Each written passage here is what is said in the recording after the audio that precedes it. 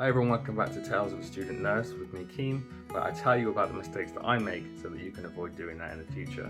So I just want to do a quick video really explaining 6 things that I've learned since I started studying my PG dip in mental health nursing. I did start this in September. I did a few videos before then with me being very excited, purchasing things and talking about expectations, but now that I've actually had a glimpse on the other side, I thought it would be good to revisit and just explain what I've learned so far. These are more general lessons in terms of how I found nursing and studying nursing, as opposed to me talking about specific academic things that I've learned on this nursing course. So the first thing for me is understanding that university are not trying to fail you. Now, I went in there with so many trust issues, as I'm sure so many people do, where you assume that the uni, everything that they do is trying to trip you up. So the work they set, the tests they set, they want to see how much knowledge you've got, and if you don't show that you've got enough knowledge, they're going to kick you off the course. That's not the case at all.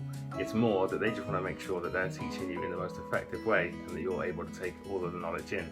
So for example, at my uni, they constantly encourage us to chat with them and let them know if we're finding anything too difficult, if the pace is okay, and just in general how we're finding things. It was the same when I was on placement. They were in contact to make sure that things were okay. We had an advisor who would actually call us weekly to check how we're doing. I know it could be that I'm at a very, very communicative university and having a better experience than others, but for the most part, I do think unis want to pass us because they need nurses, so it would make sense to have a load of people come in and try and fail them. I think understanding that is a good way to help manage your anxiety when you start and throughout the course.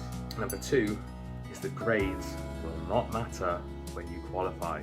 I'm going to repeat that one. Grades will not matter when you qualify. A lot of people that I've met get kind of hung up on the grades. I think that's also related to anxiety. And I was probably the same at the start, but I have the luxury of having a mum who is a nurse who has reiterated to me that on the wards nobody cares about the presentation you did in 2011 and how it went. They just want to know that you're a good, competent nurse. It's obviously great to get good grades and we should try as hard as we can, but for some people the reality is that they've got families, other commitments, work to do because we don't get paid to do our training, so it's hard to fit in time to be an A-grade student. So as long as you know you're doing the best that you can, you'll be free from guilt, and as long as you're competent on the wards, you're empathetic, caring, you know, the 6C stuff, that's the main thing. Obviously you'll need to get the pass marks to become a nurse, but beyond that, the rest up to you, but don't stress over it. Number 3, and this one is a bit of a myth buster because they'll tell you otherwise when you start the course in those first few weeks, you will be chasing around your mentor and your supervisor to get things signed off. There seems to be this disconnect between theory and practice where they tell us that, no, we've changed the system now, and when you're on placement, you have time to sit down and chat about it all and go through everything in a really detailed, structured way without any stress at all. It's not the case because the nurses still have a lot of things to do, so you're chasing them around trying to kind of fit into that plan, and I know it's not fit, but it is the way that it is. And there is a myth in London where because we've got the e-pads, so the digital version instead of the actual physical book, that it's a lot easier for us and that everything's done really quickly, and then the assessor just puts their email address in and boom, we're done. But what I've learned is a lot of the assessors and supervisors don't actually know how to use the software. They might have had like training a year ago, but that was a year ago, and in between then the students will type or whatever as they're sat in the room talking to them or navigate the system, so they've not really had a chance to learn it fully, so then that adds extra pressure on us to then know how to navigate the software. So just be warned that you will be chasing them, but they're probably quite used to it, so don't feel too bad. You've just got to remain vigilant. So I would literally be like to my assessor, hi, can we sit down and do my midpoint meeting tomorrow and then I'd give a time. If they said that wasn't right for them, I would have other times written down and say them, and then kind of get them boxed in, written down, boom, we're doing it then. Number 4 is something I had to learn the hard way. Do not buy any academic textbooks until your induction week. I know this contradicts the other video that I have where I'm showing off the things that I've brought before. That was done because I was excited, and by all means, if you have the extra income and you want to just splash out on books, then absolutely go for it. Most universities now have caught up with technology and they do provide the books via an app. I actually went out and brought 2 books. These 2 absolute mammoth beauties, The Art and Science of Mental Health Nursing and Ross and Wilson Anatomy and Physiology, cost me, because I paid full price, just short of £100 for both of them. Imagine my delight when I started the course and they announced that we get a free core text app. All of the core text reading they want us to do for each module, all of the books are available digitally on this app. You can highlight and save chunks, you can print pages, so you really have no need to buy the books. And if I'd have known that, I mean, that's 2 books that I've shown you, I've got a whole shelf here. There's lots of books that I brought thinking I would need, are all available on their digital library. Additionally, the RCN, once you subscribe and become a member, you have access to all of their books and journals. So have all of that as well. Wait until you start. Once they're giving you a list of what they're going to provide, then you can make a better decision based on what you're going to buy and not end up shelling out hundreds of pounds.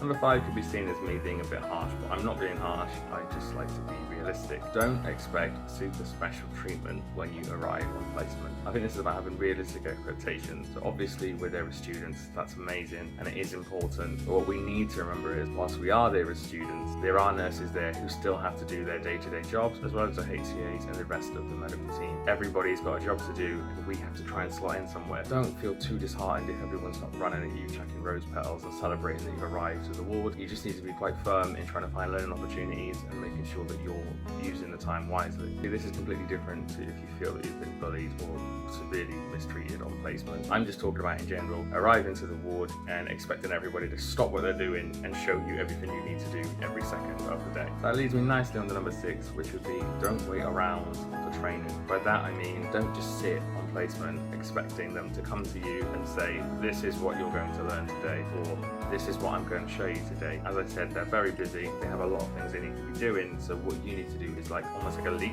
kind of latch on to people when they're doing something so that you can see them do it. In an ideal world, we would have someone take us around and show us everything all the time, and I'm sure if the staffing was better in the NHS that would be possible, but that's not the way that it is. The best advice I was given on my first day of placement by a mentor was, when you're thirsty, you don't wait for the tap to come to you, and I think about it all the time. I still think about it now with everything that I'm doing. Go in with that mindset and you'll smash it. And my bonus lesson, which is number 7, would be that it is hard. And I don't mean to say this to put people off, I just mean to be realistic. It is actually really hard, and I was so excited, and I'm sure if you look back at my videos you'll see that I was really excited, and I still love it, and it's still what I want to do, but it is very, very hard. There's a lot of pressure on us as students, and some of that pressure comes from within. For example, meeting your competencies, and it's easy to get trapped in a competition style mental state where you're constantly worrying about what everyone else in the group is doing. Ignore all of that. It doesn't matter what competencies all of your friends are meeting, you need to worry about what it is that you're doing on placement and do things when you're comfortable doing them. I know of students who get signed off for most of the competencies in that first placement,